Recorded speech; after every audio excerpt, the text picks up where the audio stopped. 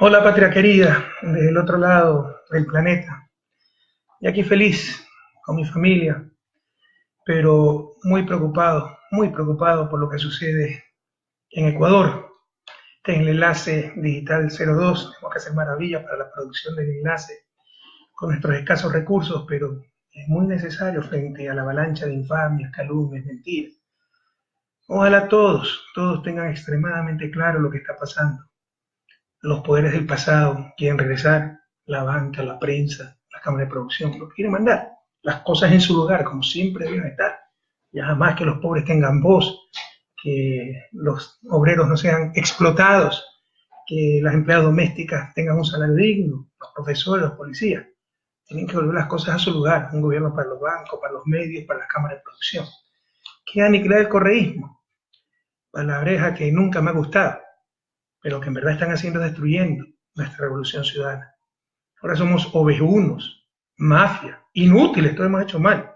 Y yo pasé de ser el mejor presidente de la historia, como me decía hace unos meses el actual presidente, a ser la bestia, de acuerdo a la física cuántica. ¿Se puede confiar en alguien así? ¿Se puede confiar en alguien así?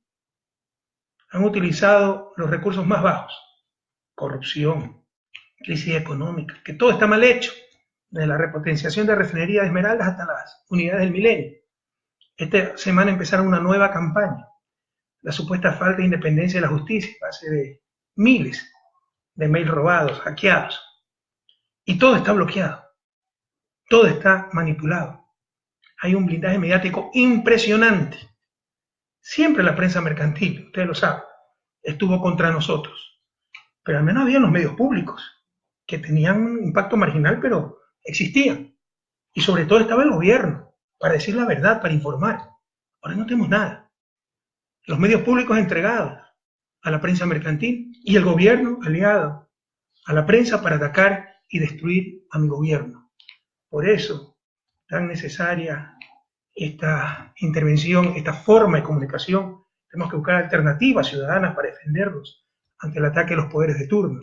Y para eso pues son muy útiles las redes sociales. Corrupción. ¿Quién va a estar contra una verdadera lucha contra la corrupción? Acabo de dar una conferencia en Marsella y para los sufridores que dicen que eran 300, 400 estudiantes becarios que se pusieron de pie para aplaudirme, en verdad eran por lo menos 600 en el auditorio, pero había al menos el doble fuera, cerca de 2000 personas en pantalla gigante, afuera unas 1400 siguiendo al expresidente de la República del Ecuador, tomando a Ecuador como ejemplo en la lucha contra la corrupción, porque somos el único país del mundo que ha hecho una consulta popular no por demagogia, sino por una lucha seria contra la corrupción para prohibir a los servidores públicos operaciones en esos paraísos fiscales. Si no hubiera habido esos paraísos fiscales, no existiría la corrupción que hemos enfrentado. Una puñalada en la espalda, verdaderamente, para los que hemos arriesgado hasta la vida luchando contra la corrupción, que por diferenciarse, por ganar unos cuantos votos, por tener apoyo político, se eche lodo sobre un gobierno honesto que cambió la historia del país. Lenín Moreno fue 10 años, escúcheme Ecuador, escúcheme jóvenes, Lenín Moreno fue 10 años parte de mi gobierno, todo el gobierno. 6 años como vicepresidente, no como secretario, no como mensajero, como vicepresidente de la República. Que diga, invito, repítanselo una y otra vez. Los periodistas honestos, pregúntenle en una entrevista.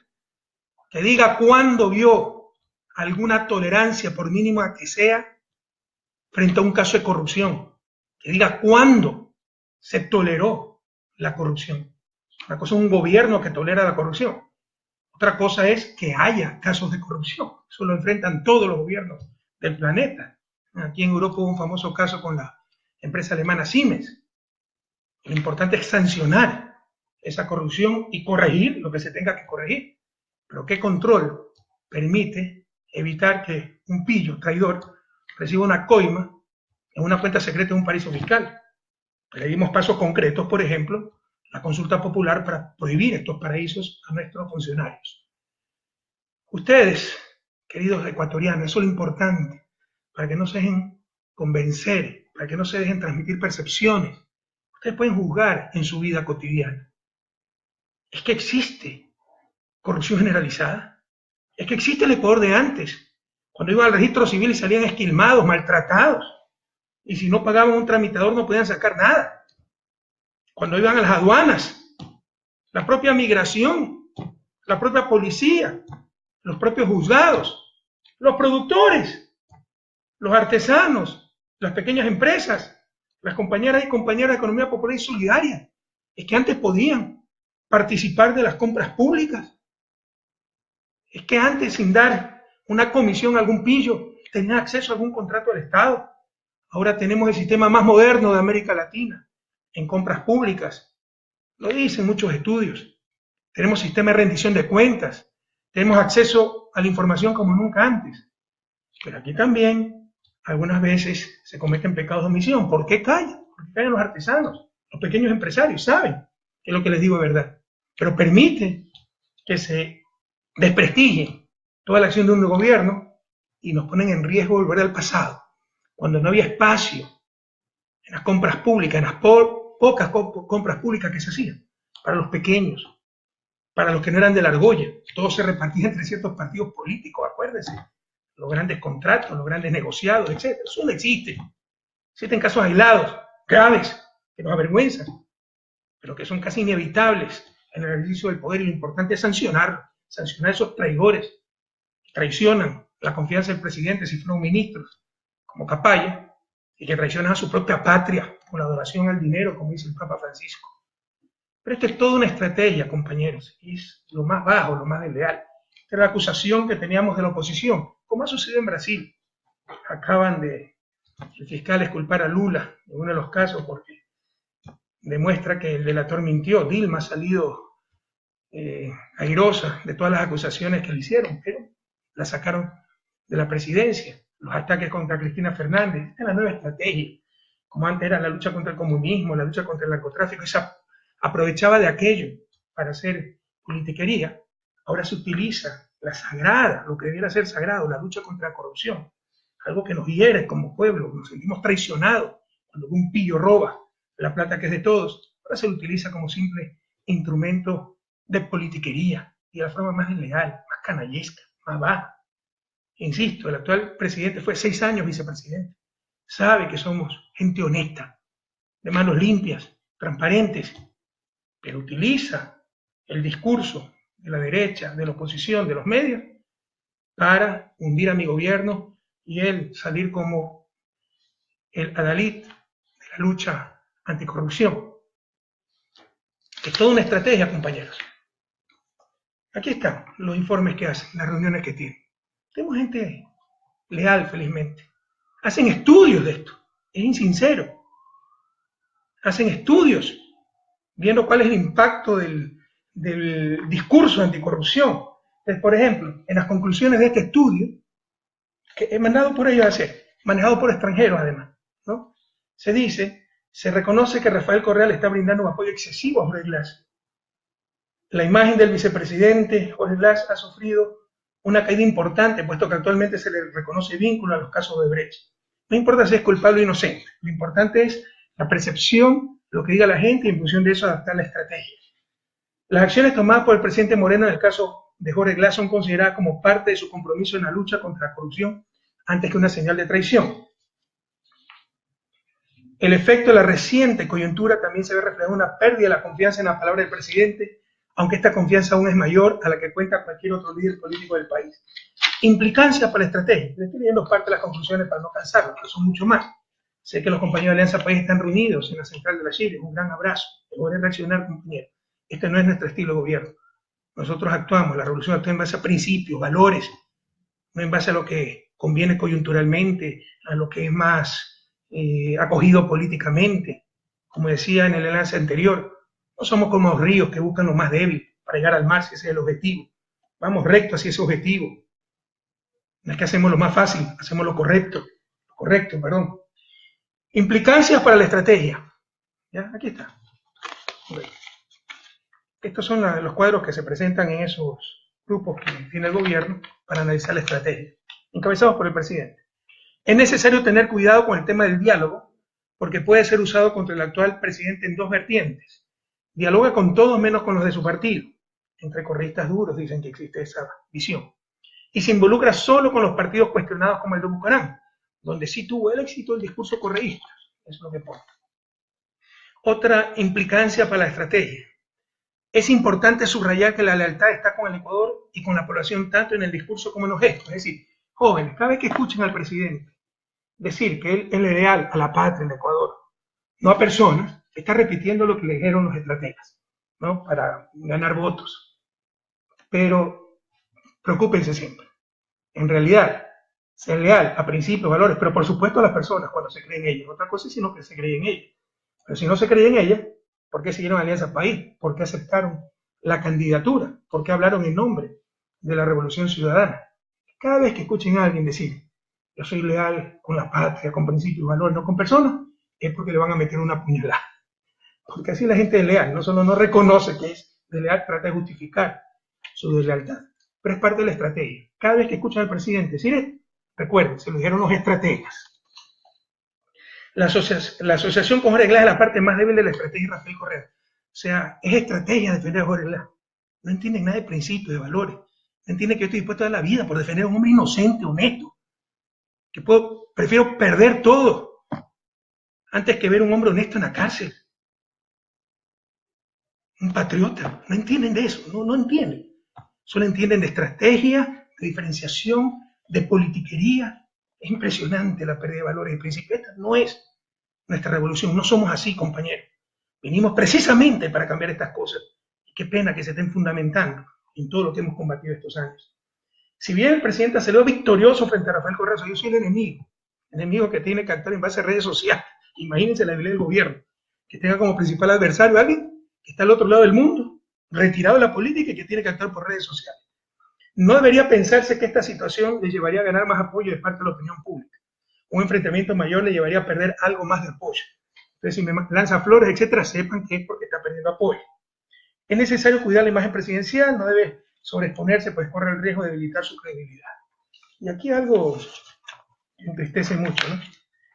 Hablan todo el tiempo, las preguntas, tengo las encuestas cuantitativas, estas son las conclusiones, pero esto en base a preguntas, ¿no?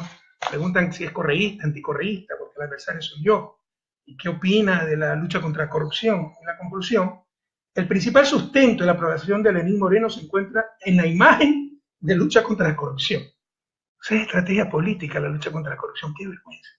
No hay nada de autenticidad aquí. Sin embargo, el no ser claro en este aspecto también aparece como segunda causa para desaprobar. Esto es lo que estamos enfrentando, compañeros. La lucha contra la corrupción como simple instrumento de politiquería. Es toda una estrategia. Y por supuesto, ha habido 2 casos gravísimos de corrupción. Hasta antes de estos casos, lo máximo que tenía era un pillastre que había falsificado su título profesional, y por ahí está insultando en redes también, pero no merece ni siquiera ser sacado del anonimato. Esto es una estrategia, la supuesta lucha contra la corrupción. Por supuesto que hemos tenido 2 casos graves en los últimos meses, y hay que enfrentarlos con hombría, con responsabilidad. Ustedes saben, son los casos de Petroecuador y Odebrecht, pero tal vez por primera vez en la historia del mismo gobierno, del mismo gobierno, se investigó y se empezó a sancionar esos casos. Por eso Capaya huyó del país. Fíjense qué paradójico, ¿no? Huye de mi gobierno y regresa con este gobierno. Y al regresar incluso graba un video que causa vergüenza ajena. Prácticamente dice, yo no estoy en la lista de Brecht, no estoy en esto. O sea, prácticamente dice que él solo robó en refinería de Esmeralda. Entonces está bien. La reserva moral del país, qué vergüenza. La reserva moral del país es un corrupto. ¿Por qué nos odia Capaya? Porque fuimos nosotros, pues, los que lo denunciamos. Fuimos nosotros los que no accedimos a sus peticiones de que él no decía nada si es que no involucraban a sus hijos, a su familia. Que involucren a todo el que tengan que involucrar. Nosotros no podíamos llegar a esos tratos. Era ilegal, además de ilegítimo, antiético. Y tengo que reconocer que yo no sirvo para negociar con corruptos. Ahora regresa al país para echar lodo con ventilador. Hace bien el fiscal en no aceptar condiciones de un delincuente. Quiere acogerse a este proceso de disminución de penas, pero llegaron a un acuerdo con Fiscalía y poner sus condiciones. Hace muy bien el señor fiscal en no aceptar condiciones de un delincuente. Pero ya van a decir que es para evitar que hable lo que le dé la gana. Yo tengo la solución para eso. El fiscal no tiene que ceder a las condiciones de un delincuente. Pero el presidente puede reducir la pena, puede rebajar penas, tiene capacidad, de acuerdo a la Constitución, el presidente de la República para rebajar las penas. Que ofrezca rebajarle las penas a este delincuente y hable todo lo que tenga que decir, pero con pruebas, no como hizo una campaña electoral para tratar de perjudicarnos, echando lodo con ventilador, financiado por los Isaías, porque ustedes bien saben, Capaya obedeció a los Isaías. Los Isaías auspician a Bucaram, y Bucaram ahora defiende al gobierno. Qué coincidencia, ¿verdad? Con el indulto presidencial se le puede rebajar la pena. Y que diga todo lo que tenga que decir, pero con pruebas. No con tonterías de que él se cree más genio que el resto, entonces cree que vendimos el petróleo a China a precio más barato, que hay un informe de la OPEC que nunca se lo encuentra.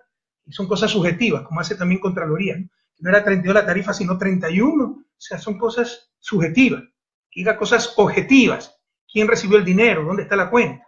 Pero en todo caso, básicamente dos cosas. Y con detector de mentiras, ¿por qué no le proponemos eso? Como el show que hizo desde Miami, financiado por los Isaías.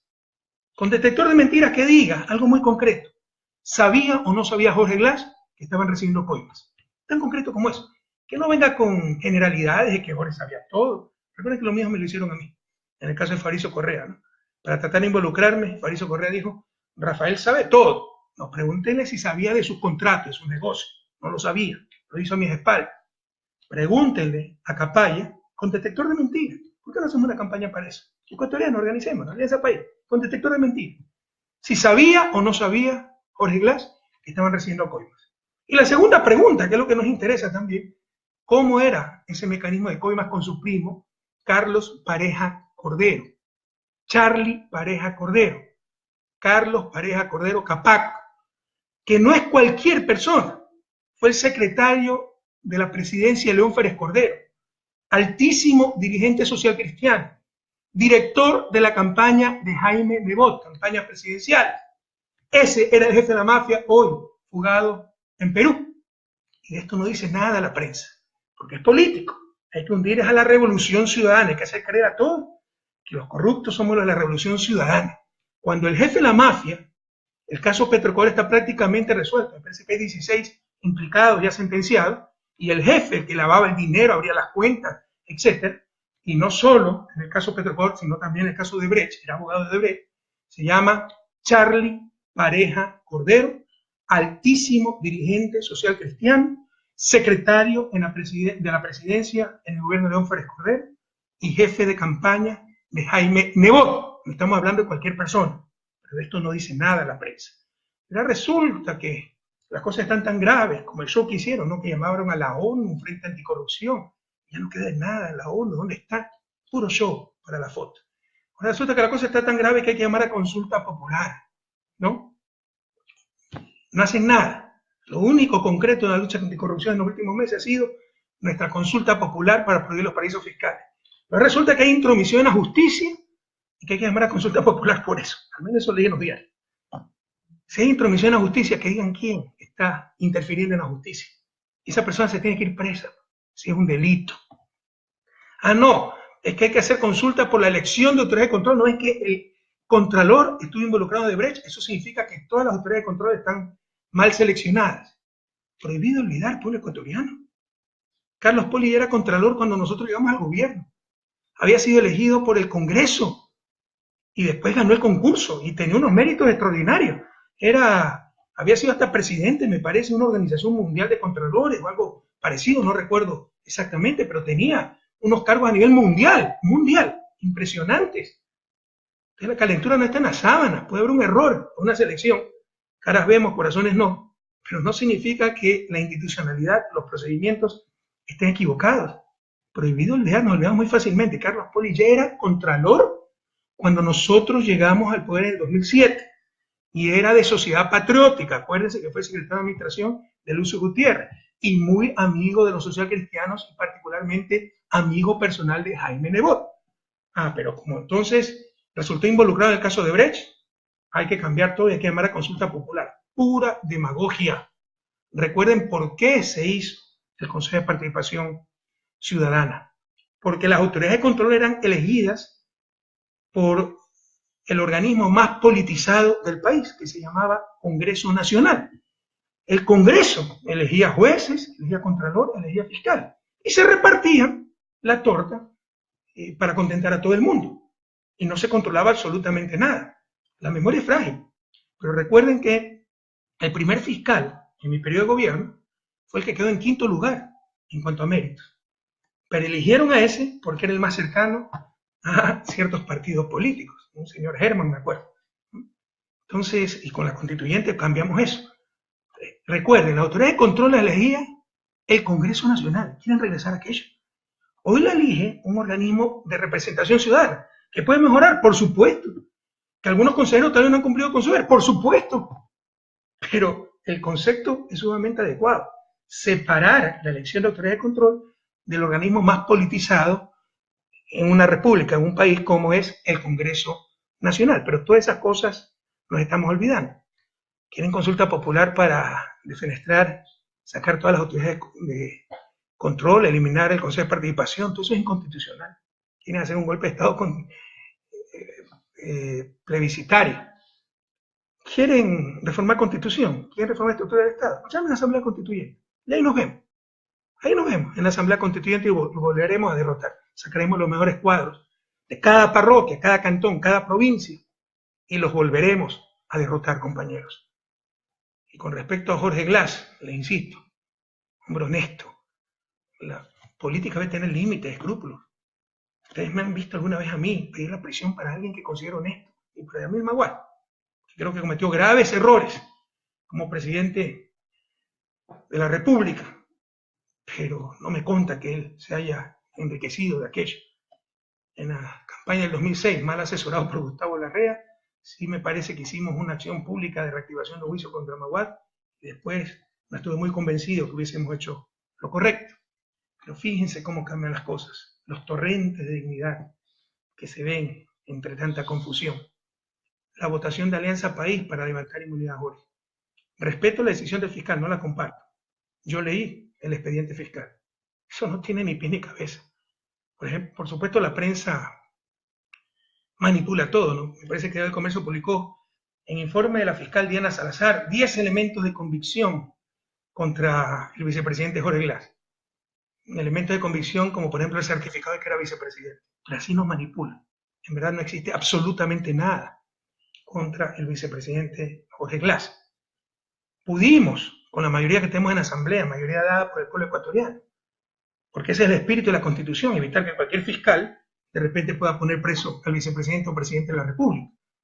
Pudimos impedir que se le levante la inmunidad a Jorge Glass, pero eso hubiera aparecido como obstrucción de la justicia y jamás vamos a prestar a aquello.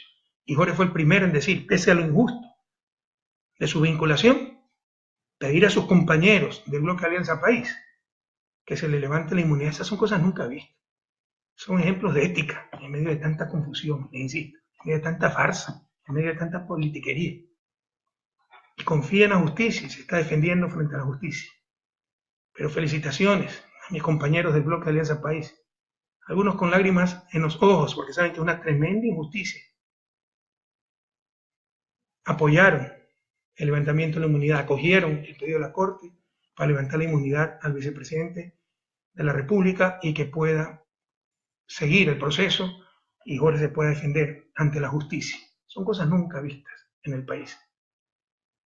Y yo quiero decirles que en privado, el que más defendía a Jorge Glass era Lenín Moreno. Pregúntenle a personas como Ricardo Patillo. No, Jorge es un hombre honesto, hay que defenderlo. Ahora dice, el dedo apunta cada vez más hacia usted. ¿Se puede confiar en alguien así, compañero? Entendamos a quién estamos enfrentando, es algo impresionante. Pregúntenle a Ricardo Patillo, pregúntenle a mucha gente de la cúpula de Alianza País, ¿cómo en reuniones de buró, Lenín Moreno, hay que defender a Jorge Glass? También es mentira que se le impuso el vicepresidente, él pidió a Jorge Glass. Hombre honesto, hay que defenderlo. Ahora el dedo apunta cada vez más hacia usted. En función de los vaivenes políticos, qué vergüenza. No estar en función de valores, de principios, sino que me da más por el momento. Pero esa gente, créanme, siempre ha fracasado en política y en todo. Y si hay algo que Ecuador no soporta son los traidores. Esto ha sido una pesadilla, compañero. Un gobierno honesto, con, con base en una prensa que siempre nos ha odiado, una estrategia regional de la derecha, atacar con el discurso anticorrupción a los gobiernos progresistas. Han tratado de hacernos quedar como un gobierno de corruptos. No somos gente de clase media que salimos con lo mismo que entramos y tal vez con menos, que todo lo que recibimos lo dejamos para el pueblo ecuatoriano, todo lo que recibimos en el ejercicio del poder. Ojalá nunca hubiera permitido el regreso de una compañía como Odebrecht. Pero recuerden que pagó todo, ganamos todo, se sometió a todo lo que le exigíamos. ¿Cómo argumentaba ya que no regresara? Y recuerden también la presión de la prensa. Había periodistas que nos decían que éramos unos tiranos, dictadores, que así no se trata la inversión extranjera. Y recuerden que Brasil incluso nos retiró el embajador. ¿Ya? Y estuvo fuera el embajador como 2 años. Hasta que regresa a la compañía, no con las presiones diplomáticas, sino porque, insisto, se sometió a todo lo que le exigía. Como hubiéramos querido que no regresara esa empresa corrupta y corruptora. Pero yo les pregunto una cosa, compañero. Tacapaya, que fue ministro nuestro 3, 4 meses, porque era medio bipolar, le pedimos la renuncia casi enseguida, pero era la referencia de la honestidad en el sector petrolero. Fue el que inició el proceso para la caducidad de Oxy, hasta escribió un libro sobre la caducidad de Oxy. Fue gerente de Petroecuador, presidente de Petroecuador del gobierno de Alfredo Palacio, y siempre alto funcionario en el sector petrolero. Está involucrado él. Carlos Poli, que era de Sociedad Patriótica. Carlos Pareja Cordero, social cristiano. ¿Qué alto cuadro de Alianza País está envuelto en corrupción? ¿Qué alto cuadro? Ah, Jorge Glass ha sido vinculado y va a demostrar su inocencia. Demuéstreme dónde están 20 centavos que haya recibido ilegalmente, porque eso es la corrupción, pues. No, ¿de qué estamos hablando? No existe. ¿Qué alto cuadro de Alianza País está envuelto en corrupción? Que Alianza País se ha enriquecido, porque de repente nuestra expresidenta de la Asamblea Nacional se compra una casa cómoda, pero usada con un crédito en el 10 a 15 años plazo. Así nuestra burguesía cree que vivir decentemente es solo para ellos, no para el resto. Ya basta. ¿Qué alto cuadro de Alianza País está envuelto en corrupción? Somos gente honesta, gente sencilla, gente de clase media, como la inmensa mayoría del pueblo ecuatoriano. Queridos jóvenes, no caigan en la trampa, nos quieren quitar la esperanza, nos quieren quitar la alegría. Hay políticos de manos limpias que ni son corruptos, ni permiten la corrupción, porque permitir la corrupción también es una forma de ser deshonesto. Una es la corrupción activa, lucrar, la otra es corrupción pasiva, dejar lucrar ilegalmente. Ninguna de esas dos cosas hemos permitido. De hecho, el país es totalmente distinto al país de hace 10 años, pero seguirán los casos de anticorrupción, como en todas partes del mundo.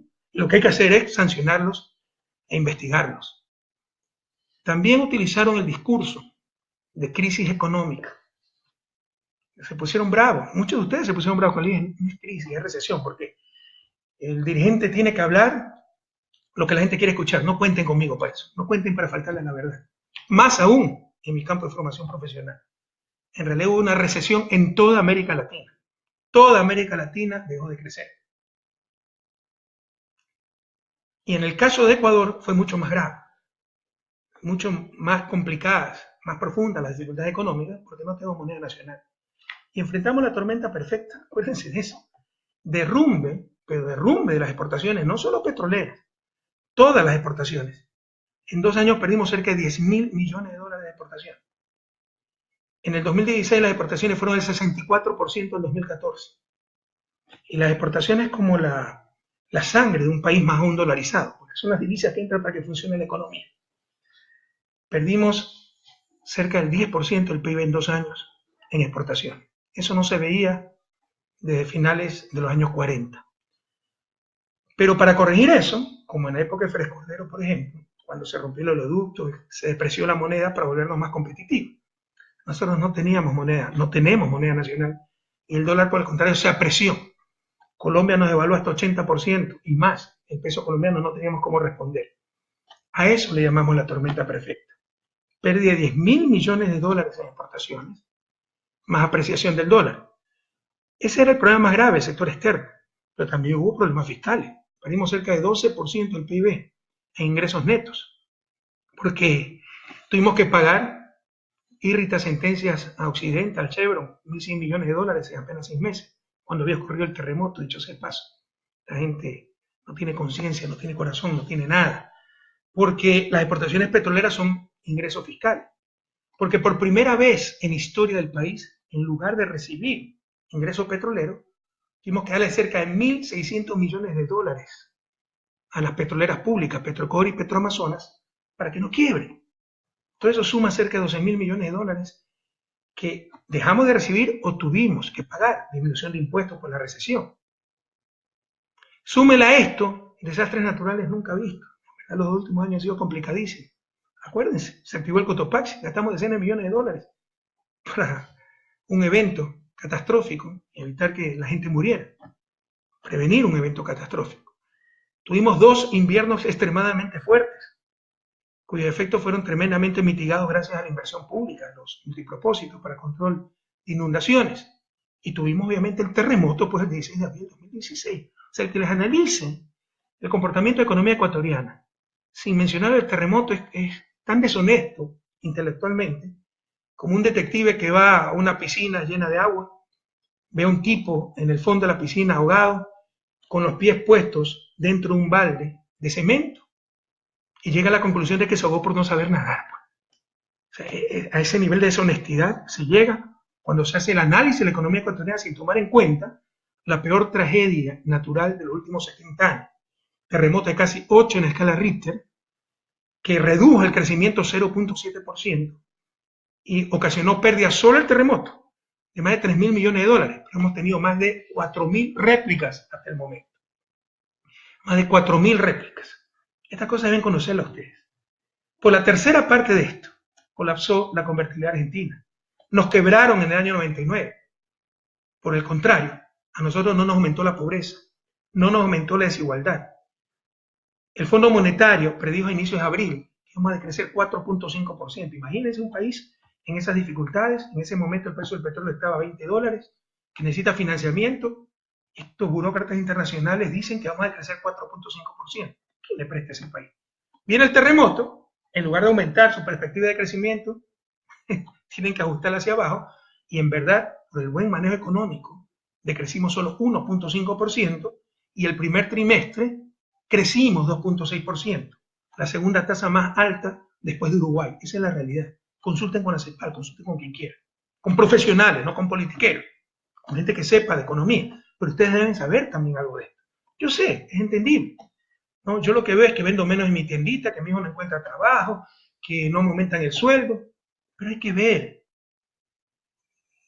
los factores de fondo para no dejarnos manipular por los mismos de siempre. Simón Bolívar decía, no nos dominarán por la fuerza, sino por la ignorancia. ¿Y qué razón tenía el Libertador? A informarnos, compañeros, para no dejarnos manipular por los mismos de siempre. Entregamos una economía en crecimiento y estabilizada, después de haber pasado de todo, la tormenta perfecta. Por la tercera parte de esto, colapsó la convertibilidad argentina. Nos quebraron en el año 1993 los banqueros, que ahora de nuevo son los dueños del país. Prohibido olvidar. Y el argumento para decir que todo estaba mal, utilizado por este gobierno, que dicho sea de paso conocía todas las cifras, porque el mismo equipo económico, y le dimos toda la información, ¿no? Era el sobreendeudamiento. O sea, cadena nacional, hablar esas tonterías, presidenta, mentir. Pues bien, probablemente no lo leyeron en los medios, por ahí alguno lo publicó, pero no en la dimensión que debió ser publicado, porque es algo gravísimo. El propio ministro de Finanzas, ante la Comisión de Presupuestos, donde ya no se puede mentir, hacer politiquería, decir cualquier barbaridad, desmintió al presidente de la República, al reconocer frontalmente que el límite de endeudamiento está muy por debajo, no solo por debajo, del límite legal. Porque el límite de endeudamiento se mide, o la deuda se mide como deuda consolidada. El ejemplo que yo les di alguna vez a través de la red social Twitter. Si ustedes quieren medir cuánto debe una familia, tienen que ver lo que debe esa familia al vecino, al banco, ¿no? Al amigo, pero no lo que ve el papá, la mamá al hijo, porque es la misma familia. Eso se llama consolidar. Esa deuda consolidada, en el 2004, sin terremotos, sin caída de exportaciones, etc., cuando yo llegué al Ministerio de Finanzas era 32.1%. Esta cifra les di en el enlace pasado. En mayo, cuando es el gobierno, era 27.7%. Hicieron una emisión de 2.000 millones que se necesitaba, y Ecuador ha regresado a los mercados internacionales, nos ven con mucha confianza, y ahora es de cerca del 29%. cuando el límite legal, en función de la ley que nosotros mismos hicimos, el Código Orgánico de la Producción de Finanzas Públicas, es 29%. Entonces, ya había algunos asambleístas socialcristianos que antes fungían de dirigentes empresariales, porque en verdad los dirigentes empresariales son politiqueros disfrazados, por eso es tan difícil tratar con ellos. Jamás hemos estado cerrados al diálogo, pero no a un diálogo de sordos, al diálogo en función de la verdad, buena fe, pero teníamos politiqueros de interlocutores, no dirigentes gremiales. Uno de estos dirigentes gremiales que ahora es asambleísta social cristiano dice, pero lo importante para que hay deuda agregada es la deuda agregada. Entonces, la deuda agregada, siguiendo con mi ejemplo, es contar lo que le debe el papá no solo al vecino, sino a la mamá y al hijo. ¿Ya? Claro, es que ahí se ve lo que debe el papá y es el que debe pagar eso. Entonces tenemos otro problema, porque la deuda agregada, que está en cerca de 40.000 millones de dólares, están sumando lo que ven los municipios. Ya no solo el papá, sino el hijo, los nietos. Incluye Metro de Quito, alcantarillado sanitario en Guayaquil, etcétera. Entonces no le da por ningún lado. El término correcto es deuda consolidada, pero incluso en deuda agregada, 2004, sin terremoto, sin problemas económicos, sin derrumbe de exportaciones, cuando llega al Ministerio de Finanzas, esa deuda agregada era 39.8%, ahora es 41%, perfectamente manejable. Pero insisto, ese 41% incluye deuda de gobiernos seccionales, entre otras cosas, ¿no? Entonces, como esto tampoco les alcanzó, sacaron una barbaridad que nunca se ha hecho. Revisen, no hay estadística. Yo les pregunto, cuando alguien les hable de esto, venga un demagogo, ¿no? Un Lazo, lastimosamente el propio presidente, un asambleísta social cristiano y les diga, la deuda en verdad es 55%, porque es lo que se ve aquí, lo que se ve acá. Pregunten, ¿y cuánto era en el 2005, 2004, 2003? No le podrán responder porque no hay serie histórica. De las otras dos sí hay, porque son formas técnicas de medir la deuda. De esto no hay. ¿Por qué nunca se ha medido así la deuda? Porque incluyen de todo, hasta los pasivos contingentes. Cuando yo asumí la presidencia, solo el caso Oxy llegaba a más de 3.000 millones de dólares. Eso era 6, 7%, 5% del PIB de ese entonces. Si hubiera contabilizado eso como deuda, en función de eso hubiera hecho el programa de gobierno, tenía que hacer un paquetazo. Ustedes saben que yo jamás lo haría. Hubiera subido los impuestos a los más ricos, ¿no? Pero nunca se ha utilizado eso. Lo utilizaron esta vez para tratar de escandalizar y lo siguen utilizando. Es una característica de la política ecuatoriana. Por más que ustedes demuestren que algo es falso, lo siguen utilizando. Es algo impresionante. O sea, es una caradura increíble. Fausto Herrera, nuestro ministro de Finanzas, hizo el ejercicio para el 2006, porque, insisto, no hay ser histórico porque nunca se ha medido aquello. El total de pasivos con pasivos contingentes, con la deuda de la tía del funcionario público y todas las cosas que pusieron ahí adentro, ¿no? Para escandalizar y justificar su mediocridad. Ya desmentida por el propio ministro de Finanzas, eso lo va a leer. Eso debe ser titular a 4 columnas, 8 columnas. ¿Cuántas columnas que tiene? 4, 8 los periódicos. Bueno, el total de columnas en primera página. Casi ni salió. ¿Se imaginan que un presidente haya mentido en algo tan grave? Mintieron. Díganle eso a todos los ecuatorianos. Mintieron para escandalizar, para hacer politiquería, nos engañaron. Ya lo dijo claramente el ministro de Finanzas en la Comisión de Presupuesto de la Asamblea Nacional. Pero si midiéramos, como ellos midieron, sumando peras con camellos, de todo, hasta las deudas, insisto, de los funcionarios públicos en su tarjeta de crédito, solo faltó aquello. El total de pasivos, resulta que en el 2006, sin ningún problema económico, sin caer el precio del petróleo, etcétera, tenemos 65% pues, del PIB en pasivo. Y en el 2017, cuando no ha pasado de todo, solo tenemos 55%. O sea, por ningún lado les cuadran las cuentas. Y cuando tenga alguna duda, compañero, porque aquí se miente demasiado todo el tiempo, ¿ya? A ver si encuentro la dirección electrónica. Acuérdense ustedes de la dirección electrónica que les di. Es la página tal vez más importante del mundo, es de la revista The Economist, revista inglesa, especializada en economía, como su nombre lo indica, donde está la deuda de todos los países. Aquí se las pongo, ¿ya? Es http://www.economist.com/content/global-debt-clock. Y vean la clasificación de los países por su nivel de deuda. Y vean cómo en los 10 años de Revolución Ciudadana el país está en verde. país de bajo endeudamiento. Es de que The Economist también está mintiendo, ovejuna, mafia, la bestia y todas esas cosas. Por el contrario, antes nuestro gobierno estaba en rojo. Esa es la realidad, compañeros. Pero nos mienten. Y cuando se les rompe una mentira, sacan otra. Tienen el poder y el poder mal utilizado puede permitir e inducir a esto. Hoy tiene una Contraloría cooptada que se presta a todas estas cosas, toda esta jugarreta. Que se desmiente una cosa, sacan otra. Ya sacaron el pozo zinc y van a salir más pozos petroleros. Y tratando de hacer creer que la renegociación petrolera es un desastre. Se dice cualquier cosa, como la gente no conoce, lo cree. La renegociación petrolera fue tremendamente exitosa.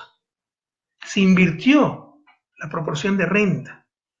Antes de cada 100 barriles, nos quedaban 20, 80 se llevaban las petroleras. Ahora es al revés, quedan 20 para petroleras, 80 para el gobierno. El nivel de discusión es tan bajo en Ecuador que a mí me mandaron un audio, me parece con video, de una mesa redonda en una radio, esa odiadora de Quito, en que hablaban de la contratación petrolera y decían que había sido un desastre para el Estado. Y en la misma intervención, en la misma reunión, en el mismo debate decían, y por eso se fueron 4 compañías porque no quisieron firmar los contratos. Si era tan malo para el Estado, ¿por qué se fueron las compañías? En verdad era porque le estábamos sacando el aire. Les extraímos la mayor cantidad de renta petrolera en beneficio de nuestro pueblo, pero se habla cualquier tontería. La realidad, compañero, es que la gran inversión pública que hemos podido hacer se debió a 3 fuentes fundamentales de ingresos. Renegociación de la deuda, ¿se acuerdan? ¿Se acuerdan cuando se pagaba 40% del presupuesto en deuda? Ahora nos sacan que el servicio de deuda es mayor que salud, etc. Antes era el 40% del presupuesto, prohibido olvidar. Renegociamos esa deuda y logramos miles de millones de dólares al pueblo ecuatoriano. Y esa liberación de miles de millones de dólares del presupuesto sirvieron para carreteras, infraestructura, hospitales, infraestructura productiva, infraestructura social. Se renegociaron los contratos petroleros. René Ramírez, un gran profesional, calcula que más de 30.000 millones de dólares se recuperaron gracias a esa renegociación, que se lo hubieran llevado las compañías. Y se triplicó el ingreso tributario, porque se acabó con otra forma generalizada de corrupción, de la cual no se habla, que es la evasión. No quiere hacer creer que la corrupción es patrimonio del sector público. ¿Quién es el corrupto y corruptor en el caso de Odebrecht? Odebrecht, empresa privada. Y la evasión era corrupción. Y era generalizada esa corrupción. Hemos triplicado el ingreso tributario. Pero, miren, incluso con la deuda agregada, 40.000 millones de dólares, cerca de 40.000 millones, que incluye 7.000 millones de bonos que tiene el IES, que era la propia plata del gobierno central. Era el absurdo subsidio que teníamos que darle cuando no necesitaba el IES, subsidio que alcanzaba cerca de 1.000 millones de dólares anuales, 40% de las pensiones. Teníamos que darle, porque se les ocurrió hacer una ley, como la ley que ahora se les ocurrió también a principios de este siglo, que dice que tenemos que pagarle las atenciones como gobierno central, es decir, todos los ecuatorianos las atenciones de los jubilados, que es la razón de salud de los jubilados, que es la razón de ser del IES. Se les ocurrió, hace unas décadas, decir que el Estado tenía que dar 40% de subsidio, un subsidio correspondiente al 40% de las pensiones, así tenga excedente o no el IES, que ahora tiene grandes excedentes. Esa es nuestra propia plata, no es que fue gasto público irresponsable, ni mucho menos. 7.000 millones de dólares. Pero incluso con todo esto, la deuda agregada es 40.000 millones. La inversión en los 10 años de Revolución Ciudadana fue cercana a 90.000 millones de dólares. Es decir, mientras hay una deuda de 40.000, tenemos activos por 90.000 millones y un saldo favorable de 50.000 millones de dólares. Esa es la realidad. ¿De dónde salieron esos 50.000 millones?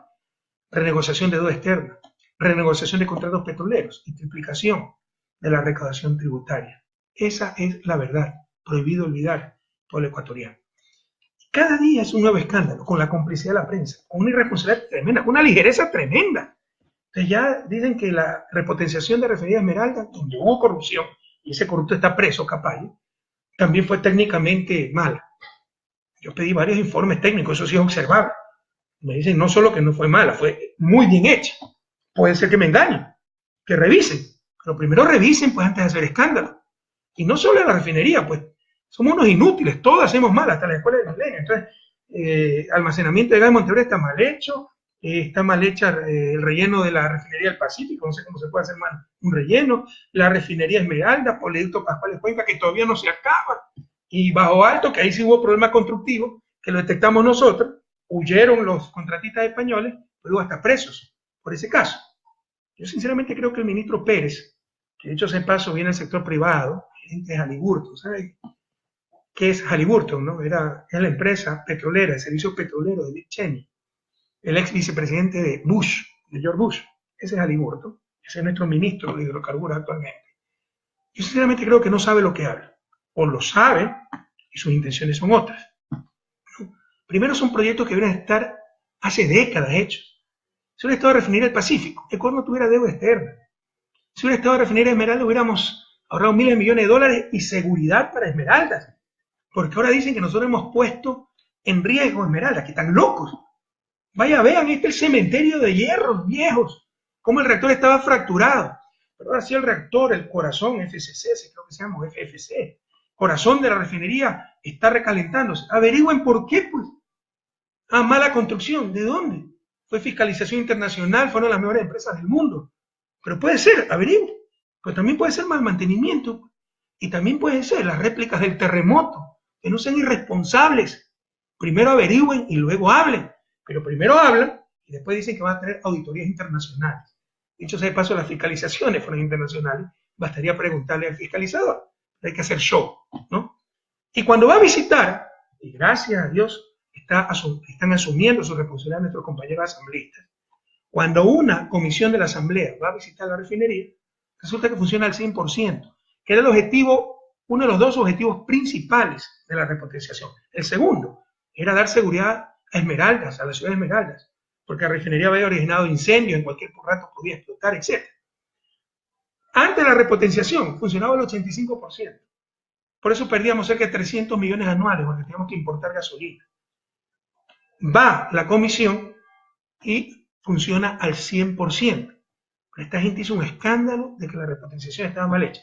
Es que se está calentando el reactor. Bueno, averigüen por qué. Pues primero, puede haber múltiples razones, no mala repotenciación. Y ya la última es que sacó que una planta de azufre no ha sido reparada.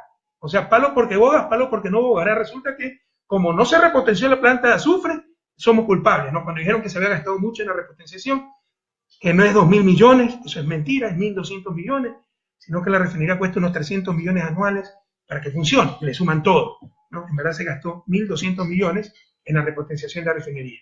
Entonces, estamos claros, compañeros. Después del escándalo, el show que hizo el ministro Pérez, lamentablemente, que ya nos tiene acostumbrados con el presidente de la República, que esto no conoce absolutamente nada, de que la repotenciación estaba totalmente mal hecha, resulta que funciona al 100%.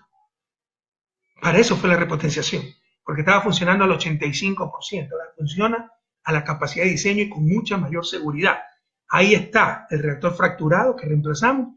En 40 años no se había dado un adecuado mantenimiento a esa refinería, peor una repotenciación casi integral, porque por escasez de presupuesto pues hubo partes que no se repotenciaron. Y ahora, ¿por qué no se repotenció eso también? Hagan ustedes, en vez de estar haciendo show, llorando. Si yo me hubiera puesto a llorar al inicio de mi gobierno por cada bache que encontré en las carreteras, las pocas carreteras que había, ¿se imaginan lo que hubiera pasado? Por eso a trabajar, no sean mediocres, pero es el escándalo. Ahora el almacenamiento de gas, ese proyecto con el poliducto para envasado de gas en Chorrilla, costó cerca de 600 millones de dólares. Escándalo porque faltan 11 millones de dólares para mantenimiento. Por favor, entiendan lo que hemos pasado los 2 últimos años, háganlo. Déjense de hacer shows irresponsables. Como les decía, el proyecto Pascual Cuenca es para seguridad, para que no suban los tanqueros a la ciudad de Cuenca, no está ahí un tanquero y se nos muera la gente, ¿no? Es parte de todo el diseño nacional de poliductos. Todavía ni se acaba, pero está que mal construido, corríjanlo. Ese es el problema. Cuando se hacen las cosas, puede ser que algo falle, salga mal. Cuando no se hace nada, nada sale mal.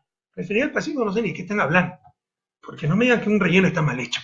Y Odebrecht pudo haber sido tremendamente corrupta, pero no hacía malos trabajos. O sea, generalmente las construcciones de Odebrecht han sido reconocidas, era la más importante constructora, la más importante de toda América Latina. Se ha ido sobreprecio, etcétera, eso es otra cosa, ¿no? Eso es corrupción, pero técnicamente ya no hay por qué dudar. Pero si esa refinería del Pacífico Imagínense después de 40 años de exportadores de petróleo, todavía importamos gasolinas. Qué vergüenza. Como siempre decía, ¿no? Exportamos choclos para importar humitas. Mejor hago las humitas yo mismo, pues si tengo las materias primas y genero trabajo, desarrollo tecnológico, etc. Para eso es Refinería del Pacífico. Si hubiera estado hecha hace 30 años, no tendríamos modelo externo. En vez de criticar todo el tiempo, pónganse a trabajar. Ya no sean llorones, ya basta. Con todo lo que hemos hecho, por supuesto que puede haber cosas que salen mal. Bajo Alto, un proyecto lindísimo, que nadie más lo hizo, ¿no? El gas natural del Golfo, llevarlo licuado para la industria, en principio de Cuenca, y también para Machala Power. En lugar de utilizar combustible importado, utilizamos nuestro gas natural. La empresa que hizo la construcción hizo malos estudios y se hundió la planta. Puede salir mal algo, pero fue mi gobierno que detectamos eso, que se iniciaron los juicios, etc. Huyó esta gente, ¿qué podemos hacer? Pero entonces que también está mal hecho y todo está mal hecho. Ya basta, no sean mediocres. Y primero, infórmense antes de hablar de contratar auditorías internacionales, como ahora dicen, de si van a contratar auditorías internacionales, ¿por qué adelantaron las conclusiones? ¿Se dan cuenta el nivel de irresponsabilidad del que estamos hablando y de nuestros proyectos estratégicos? Y este señor Pérez se especializa en esto, ¿no? Ya la otra vez digo otra barbaridad, que confundió contratos petroleros de largo plazo y preventas petroleras. Preventa petrolera es que yo le digo a Tailandia, a China, a Rusia, hoy dame 1.000 millones y te pago con el tiempo con barril. Y la plata recibo en este momento. Contratos petroleros de largo plazo, es decir, te garantizo que te vendo a ti el petróleo al precio de mercado durante los próximos 5 años. Así tú te aseguras suministro de petróleo y yo me aseguro el mercado petrolero. Grandes decisiones, más aún con la inestabilidad del mercado petrolero de los últimos años y la sobreoferta petrolera. Y este señor cuenta todo, es decir, los contratos de largo plazo, donde la plata no la recibe este gobierno. ¿Sí? Es después de 3 años que se vende el petróleo, la recibe el gobierno que esté en ese momento en el país. Y calcula que son 20.000 millones de euros. Es una ignorancia total. Y esto lo publican los medios de comunicación. Ya ven que no lo repiten, porque es una brutalidad terrible, pero no corrigieron nunca. Y así asustan a la gente. Y eso es lo que hemos vivido estos 100 días de este gobierno, puro show, por decirlo menos imprecisiones, algunas veces grandes mentiras, declaraciones irresponsables, mediocridad absoluta, criticando todo el tiempo, en lugar de ponerse a trabajar. Yo le decía, o sea, este señor no sabe, o sabe y busca otra cosa. Viene del sector privado, gerente de la empresa transnacional de servicios petroleros más grande del mundo, es Halliburton y le sigue Schlumberger, francesa. ¿Acaso no querrán privatizar? Cuidado, nos privatizan el sector petrolero, almacenamiento de gas licuado, etcétera, en nombre del diálogo. Cuidado, porque me parece que esas son las intenciones ante tanto show, tanto escándalo sin fundamento. Y fíjense cómo son las cosas, compañeros. No es que aparte el tiempo me da la razón y más rápido de lo que pienso.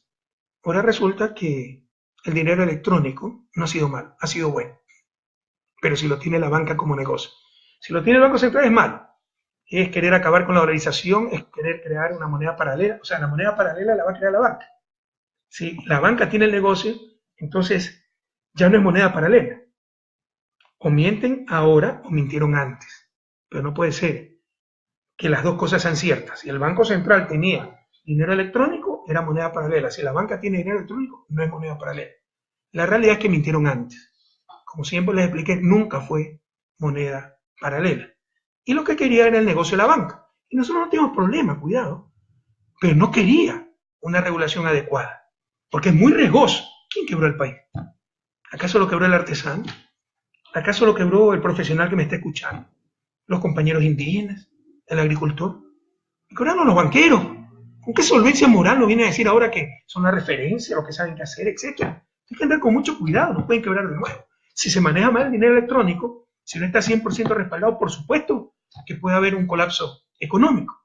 Y no querían aceptar las regulaciones. No tenía problema en darle a la banca privada. También a la banca privada, junto con el Banco Central, pero con adecuadas regulaciones. Y no querían aceptar. Hoy le dieron alegremente a toda la banca privada, pues, el dinero electrónico, que era tan malo. Recuérdense todo lo que decían, todas las barbaridades que se inventaron, todo lo que publicó la prensa. ¿Ahora qué dice la prensa?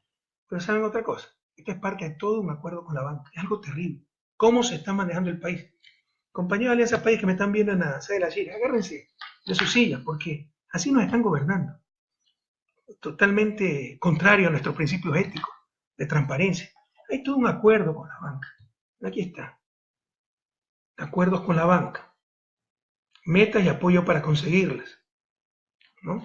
Entonces, por ejemplo, Asobanca será la vocera encargada de proponer públicamente los cambios normativos para mejor uso efectivo y mayor uso de medios digitales. Y el gobierno recogerá y apoyará estas peticiones. O sea, todo un tongo ya preparado. Nos van a hacer una serie de medidas en beneficio de la banca, pero va a proponer la propia Asobanca y las va a recibir el gobierno, a acoger el gobierno esas medidas. ¿A cambio de qué? Siguiente párrafo. Los bancos apoyarán comunicacionalmente los esfuerzos fiscales por reducir el déficit. Qué vergüenza. Qué vergüenza estos tongos a espaldas del pueblo ecuatoriano. Y aquí está en el punto siguiente parte de lo que se va a hacer. Por ejemplo, retiro en ventanilla actualmente es gratis, ¿no?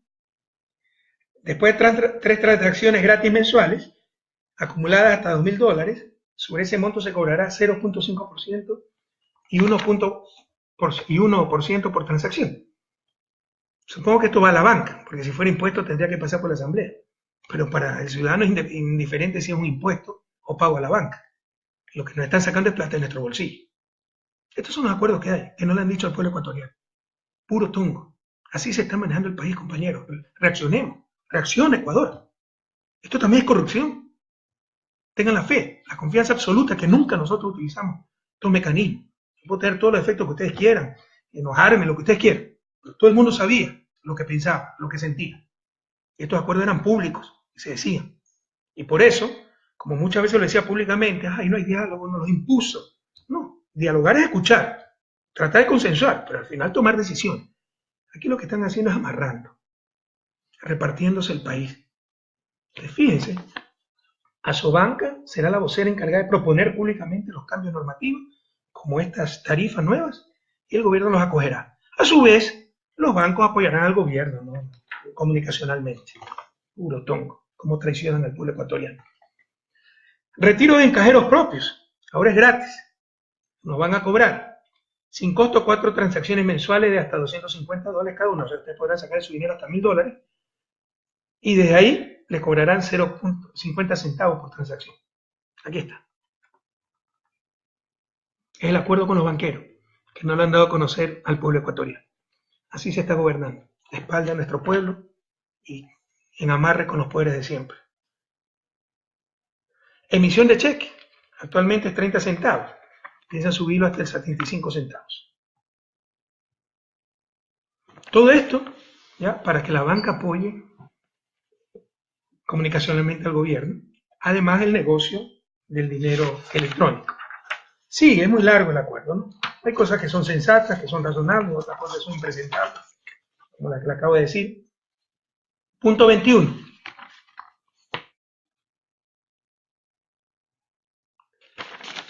Se reformará la normativa vigente.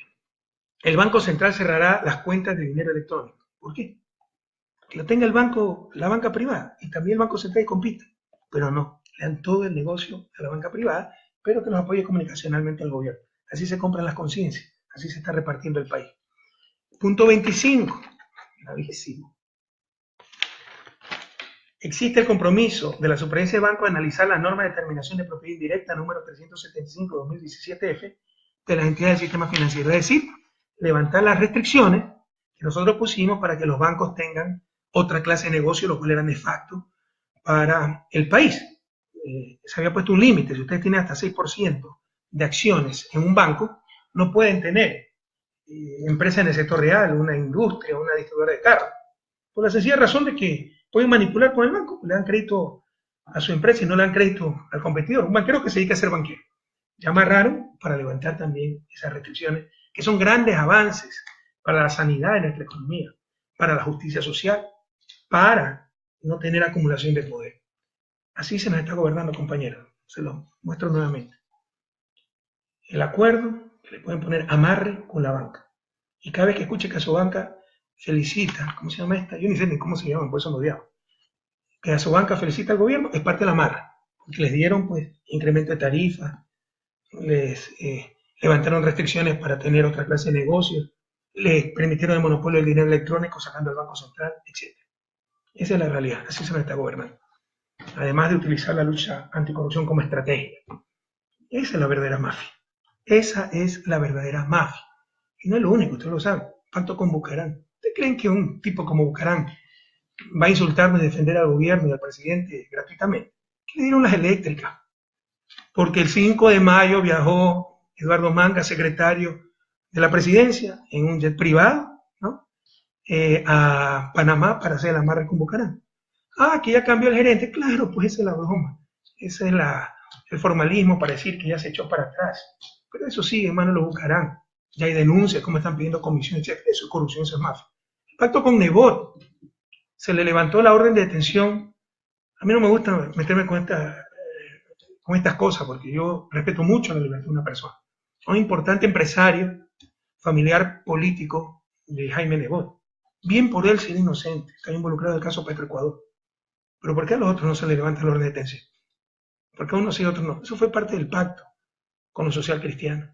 Que ahora van hasta tomarse fotos al puerto de Pozora cuando siempre se opusieron al puerto de Pozora. Ya vamos a hablar de eso. Escondieron y siguen escondiendo escándalos de miles de millones de dólares de lavado de activos en un banco amigo, en un banco de personas que apoyaron muchísimo en la campaña a Lenín Moreno. Averigüen en qué avión viajaba Lenín Moreno, en qué avión viajaron a Panamá. Y averigüen la relación con este banco que lavaba dinero. Sigue el hombre del maletín en asamblea. Felizmente nuestro bloque se ha mostrado incorruptible, repartiendo cargos, tienen operadores por provincia. Sigue Contraloría como instrumento de persecución. Presiones políticas al fiscal, que no lo ha dicho, lo sé. Sobre todo de este señor también, el secretario de la presidencia, eso es delito. Ahí están las verdaderas mafias, compañeros, ahí está la corrupción. Como también es corrupción y deshonestidad de los medios hackeados, el nuevo escándalo que quieren hacer, demostrar que la justicia estuvo manejada por Correa. El robo de información nos ha pasado todo el tiempo, han robado miles de mensajes. Eso demuestra la ética que tenemos del poder, porque no puede demostrar absolutamente nada. Lo único que demuestra este nuevo robo es cómo cumplía con mi deber. Todos los días yo revisaba un resumen de noticias, en base a ese resumen, todo digital, copiaba la noticia y preguntaba al jurídico, incluso a compañeros de otras funciones, legislativo, judicial, etcétera, cómo va esto, qué pasó, para saber si la defensa del gobierno era buena, no era buena, porque resulta también cualquier error de otra función, un juicio mal hecho, al final del día lo paga el gobierno central, se nos demandan ante instancias internacionales. No tienen nada de qué acusarnos, lo único que demuestra eso es la ética, la responsabilidad, la pulcritud con las que hemos cumplido nuestras funciones presidenciales. Deberían criticarnos si no nos preocupamos de esas cosas, pero imagínense publicar mails robados, hackeados. No es la primera vez, también se encontraron en la computadora de Fernando Villavicencio, etc. Siempre nos hackearon todo, nos robaron todo y no han podido demostrar absolutamente nada porque siempre hemos sido éticos en el manejo del poder. Pero fíjense la doble moral.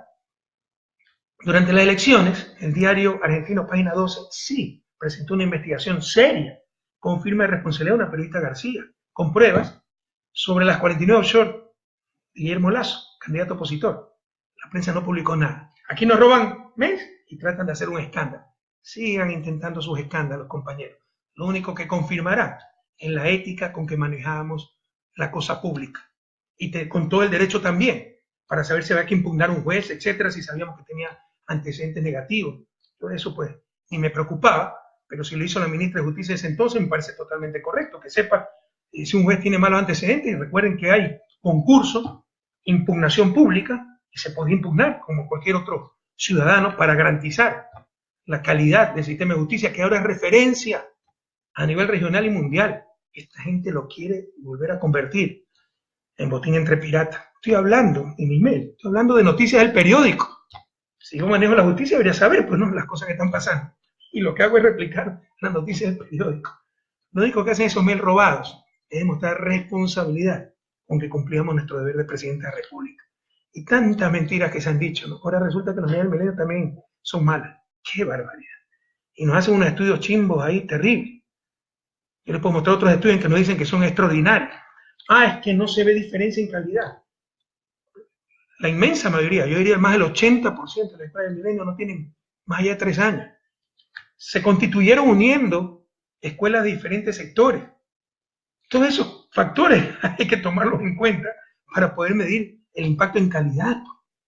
No es lo mismo chicos que llevan 10 años estudiando juntos con los mismos profesores en el mismo colegio, que escuelas de menos de 13 años que reunieron la escuelita de 30 alumnos aquí, de 60 alumnos acá. O sea, es una barbaridad lo que han hecho.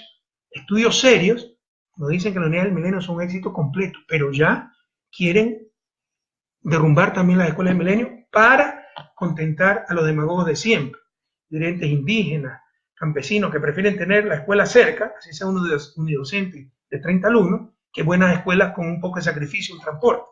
Tal vez el error fue nuestro, por tratar, insisto, de hacer lo que creímos más conveniente, ¿no? Enfatizamos las escuelas del milenio en el sector rural porque es donde peor educación hay. Eso condena al atraso a nuestros campesinos, a nuestros indígenas, a nuestros afros.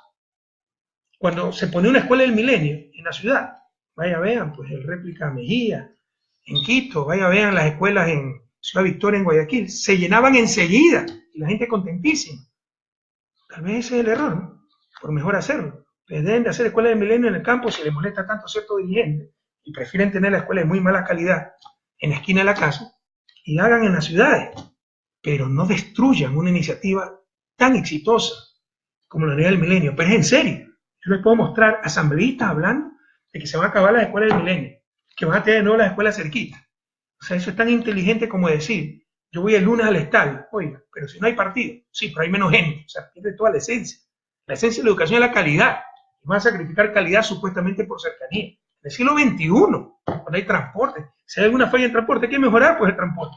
Pero no hay que eliminar la escuela del milenio, que ya lo están diciendo, me parece increíble. También dijeron el cupo de universidades públicas, que han aumentado estos últimos años. Fíjame, estoy muy preocupado de Cenecida. Yo creo que no comprenden lo que es verdadera universidad. Y no dicen toda la verdad. Que en 2 años no se aumentó pues, el presupuesto de universidades públicas, incluso se tuvo que reducir por la dificultad económica. Entonces, ¿cómo va a abrir más cupos si no tienen más presupuesto?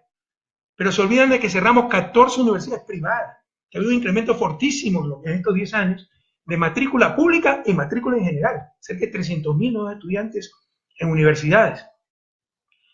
Que se reestructuró la oferta. En lugar de tener decenas de miles de puestos para abogados, administradores, que ya no necesitaba más el país, se abrieron más plazas para científicos, para ingenieros, que es mucho más caro, porque no es TIC y pizarrón, sino laboratorio, etc. De acuerdo a la UNESCO, somos el sistema educativo universitario que más avanza en la región. Y también quieren acabar con esto para contentar a todo el mundo, o porque no se entiende lo que es universidad. Es una pena enorme. Ya también la presión para bajar la ley de plusvalía. La ley de plusvalía se aprobó en diciembre. ¿Quién de ustedes ha pagado más? Claro, los efectos totales, en verdad, los impactos van a ver 2018-2019. Pues les aseguro, fírmenlo. Se lo firmo, perdón, anótenlo. Que van a pagar menos. ¿Qué es lo que está pasando? Que ahora la gente sí tiene que declarar el verdadero valor de su bien inmueble.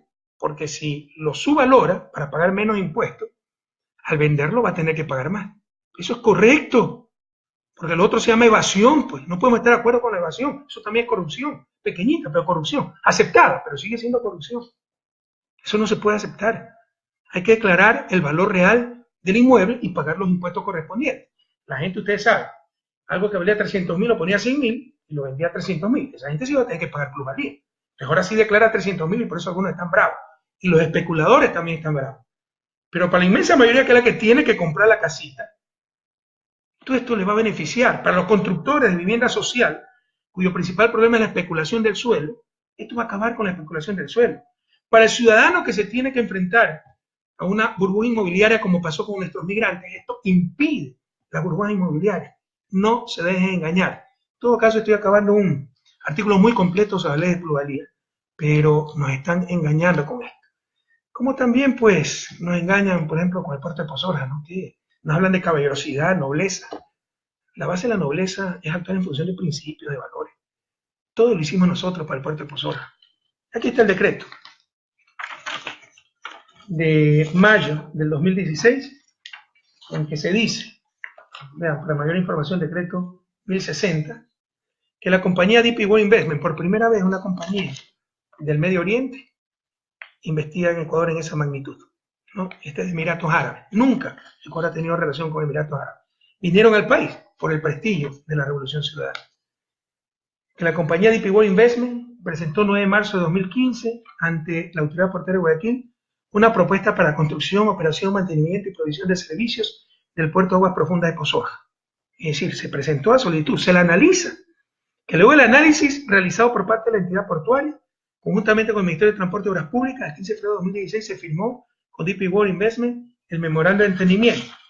En consecuencia, después de analizar la propuesta y ver que es conveniente para el país, decreta, artículo único, autorizar de manera excepcional el desarrollo, construcción y mantenimiento de instalaciones, la operación de servicios públicos del puerto de aguas profundas de Pozoja, el dragado, construcción, mantenimiento y operación de un canal de navegación de acceso hasta Pozoja, así como de la carretera que une Playas y Pozoja vía Morro en la provincia del Guayas. Todo lo hizo mi gobierno. Ay, ¿por qué pone la primera piedra? Porque había que acabar los estudios, pues después de esto empieza a hacer los estudios. Ni siquiera se lo mencionó, que falta nobleza. Pero no solo eso, también cómo se revuelve el estómago al ver primerito en la foto Cintia Viteri y Jaime Nebot. Sepan ustedes que Jaime Nebot y todos los socialcristianos siempre se opusieron a Puerto de Pozoja. Lo boicotearon por todos los medios. Casi se nos va la inversión. Isabelita Novoa lo puede decir, porque ella es la contraparte nacional de la inversión, pero yo sé que no le gusta meterse en esas cosas. Un abrazo a ella y la gratitud mía por confiar en el país. Pero ella lo sabe. Cómo trataron de boicotear por todos los medios esta inversión. ¿Para qué? Para no afectar a Contecom, concesionaria de puerto nuevo en Guayaquil, del puerto de Guayaquil actual, muy vinculado a los socialcristianos, y para no perjudicar a los puertos privados de Guayaquil, también vinculados a los socialcristianos. Esa es la verdad. Esa es la verdad. Y ahora se toman fotos con la primera piedra. Qué descaro, Dios mío. Y ahora nos dicen que el sector productivo estaba estancado. Les insisto, los politiqueros disfrazados de dirigentes gremiales, ¿no? Lo que pasa es que no gobernaban ellos. A todos les fue muy bien. Pero no gobernaban, no mandaban en mi gobierno. Ahora sí mandan, parece, ¿no? Como siempre lo hicieron. Pero con mi gobierno no mandaron. Aquí está la realidad, también se lo he demostrado. Estas son las utilidades empresariales, ¿no?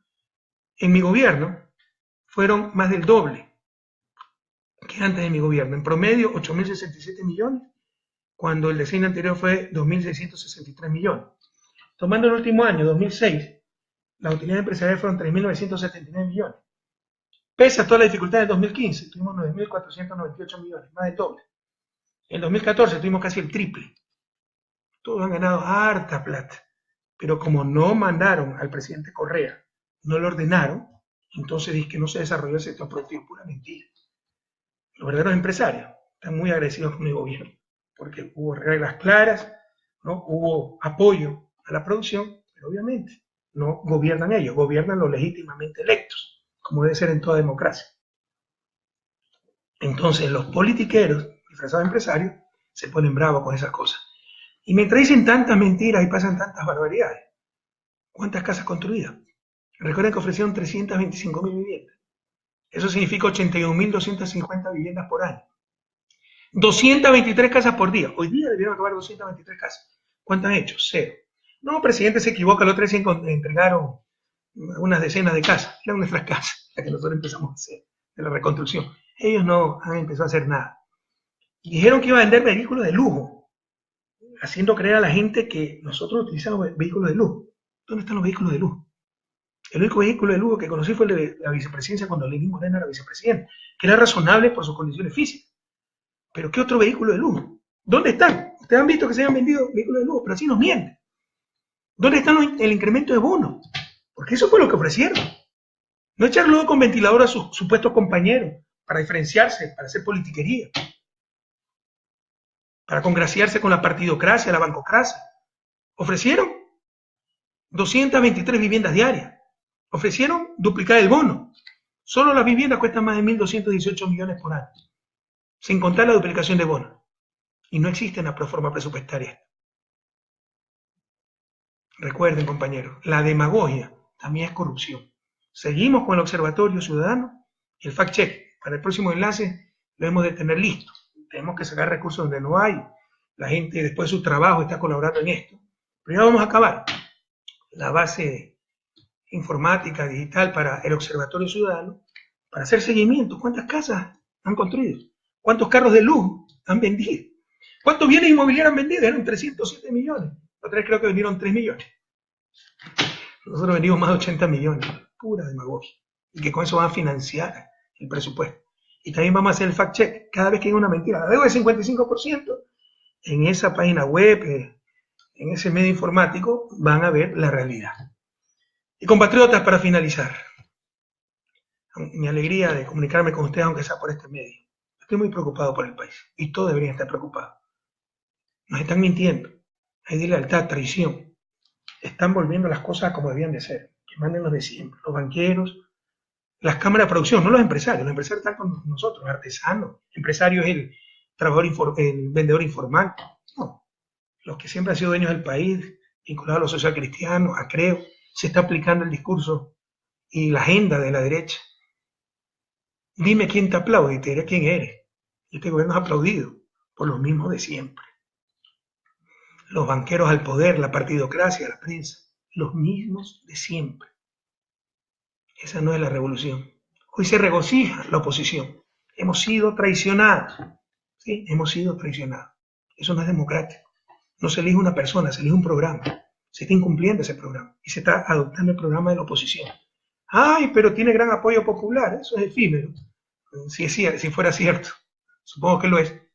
Pero también con el tremendo apoyo de los medios de comunicación. Y si creen que eso va a durar, la gente no es tonta. Se puede engañar a unos pocos mucho tiempo, a muchos poco tiempo, pero a mucho, mucho tiempo. Es bien difícil.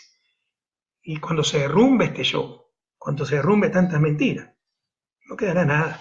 Verán que fueron todo falsedades, demagogia. Pero se regocija la oposición por la traición que hemos recibido. Mañana pueden ser ellos. Como decía el gran comandante sandinista Tomás Borges, siempre se puede confiar en los traidores, no cambia nunca. Esto debería ser rechazado por todos. Siempre se puede confiar en los traidores, no cambian nunca. Esto debe ser rechazado por todos.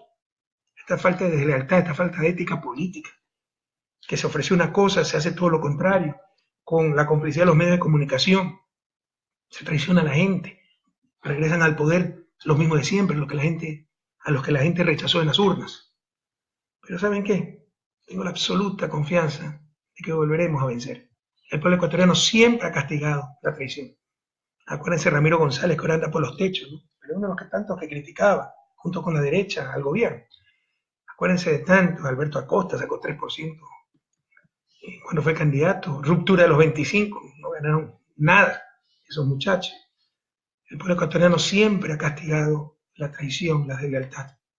Y frente a tanta traición, tanta deslealtad, seguirán encontrando torrentes de dignidad, como la votación unánime de Alianza País en la Asamblea, para con mucho dolor levantarle la inmunidad a Jorge Glass. Pero también, como la renuncia de Ricardo Patiño, de Paula Pavón, de Virgilio Hernández, miembros del gabinete, pero que no podían conectar tanta mentira, tanto insulto, tanta difamación a un gobierno que fue leyenda. Y ese término de leyenda lo puso el mismo Lenín Moreno, a la leyenda de la Revolución Ciudadana. Ahora resulta que hemos sido una mafia y que hemos hecho todo mal. Y no entiendo cómo otros colaboradores, son las cosas de la vida, no debe estar acostumbrado a esto, pero siempre duele. Como otros colaboradores míos todavía pueden participar del gabinete, sabiendo que esos gabinetes se hacen mofa en mi gobierno, del presidente Correa. Se presentan encuestas para ver cómo se destruye el correísmo, sin entender que destruir el correísmo no es por mí, es destruir la Revolución Ciudadana. Que nadie se llame correísta, todos alfaristas, bolivarianos. Pero ustedes no pueden disociar la Revolución Cubana por Fidel Castro, no pueden decir Fidel Castro es un delincuente inútil y viva la Revolución Cubana, no existe aquello. Y se prestan para eso, ciertos colaboradores míos que todavía participan del gabinete, el equipo económico, que fue mi equipo económico, ¿cómo permanece ahí? ¿Cómo explican eso? ¿Cómo permiten todo aquello? Pero frente a eso, es la humanidad, la historia del mundo. También existen estos rasgos de gran nobleza, gran lealtad, como el de Ricardo, Paola, Virgilio, un abrazo solidario, cariñoso, repleto de admiración a estos compañeros que nos dan lecciones de ética política, de coherencia, de compromiso. Y les insisto, cuando se les acabe el show, no quedará nada de sus mentiras, pero seguirán las carreteras, las escuelas, los hospitales, las hidroeléctricas, la autoestima recuperada, la patria renacida, como les dije en enero de 2007. en enero de 2017, cuando asumí la presidencia, se lo di, a no tener miedo, a tener fe. Hasta la victoria siempre, compañeros. Venceremos.